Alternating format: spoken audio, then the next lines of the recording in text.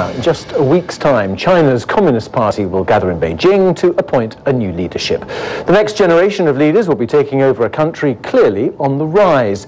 Growing Chinese demand has pushed up the price of global commodities.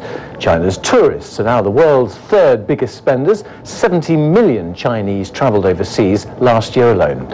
To reassure their neighbours, China has adopted the phrase peaceful rise, implying it won't turn into a regional bully. Well, let's concentrate on its foreign influence and speak to the former Indian Foreign Secretary Krishnan Srinivasan, who's alongside me now. Thank you very much for coming in. And a troubled relationship between China and India since, of course, that brief war back in the 1960s. The Economist magazine recently described the relationship as one of being a friend, enemy, rival and investor. How's that going to change, do you think, with this new leadership? Well, I don't think it's going to change very much. I think the leadership which we are expecting to take over next week has been a long time in the brewing.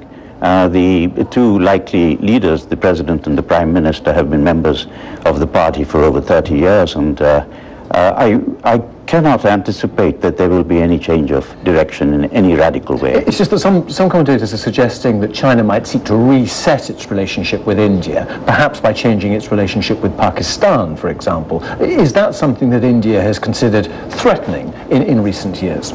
Well, any reset of its relationship with Pakistan would be very welcome, because its relationship with Pakistan has basically been against Indian interests in the subcontinent and abroad. But I don't as a way of controlling New Delhi. Exactly, as a force multiplier for their own pressure points on India. But I don't really honestly see this happening.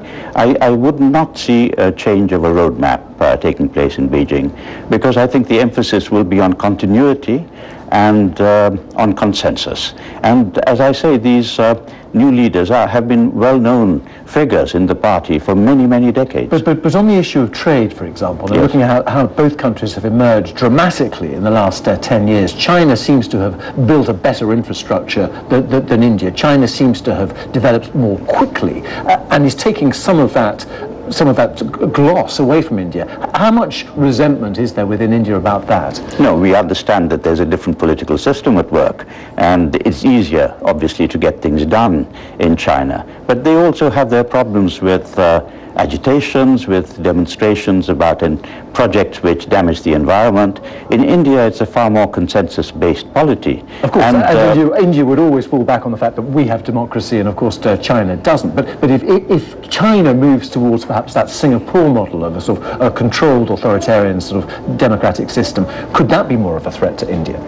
Well, as I say, I don't see China doing this. I think to expect China to follow the path of Sino-democracies, Taiwan, Hong Kong, Singapore, I think is really unrealistic. I think their objective will be to consolidate the power of the Communist Party, and maybe a more responsive Communist Party, certainly, but definitely to continue to build on the foundations of an authoritarian, responsive perhaps, but authoritarian government. And do you see more linking up between China and India, perhaps in geopolitical events around the world now, because they realize that their economic strength is something which can actually sort of bring about real change, potentially?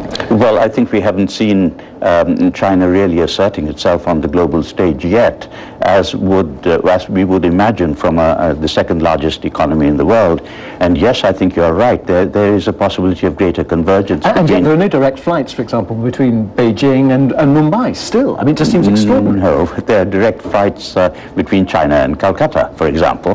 But yes, that is true. Mumbai is the you're industrial right. Well, I can't answer why the aviation industry hasn't exploited that connection, but I can respond, I think, to your suggestion that there would be a greater degree of coordination in global politics on certain issue-based matters, like the environment, for example, trade, for example. I think there is likely to be a greater degree, a similarity of approach between New Delhi and Beijing. So just in a word or in a sentence, I mean, you are optimistic, are you, about the future between these two countries following the war in 1962? Well, that's been a long time ago, and yes, I think I am optimistic. I do think that the China's rise means that they are domestically greatly preoccupied. I don't see any signs of any hostility between India and China, but it is a troubled relationship and we have to manage it. Not only we, but Beijing has to manage it as well. All right, Krishnan Srinivasan, thank you very much indeed for coming in. Most welcome.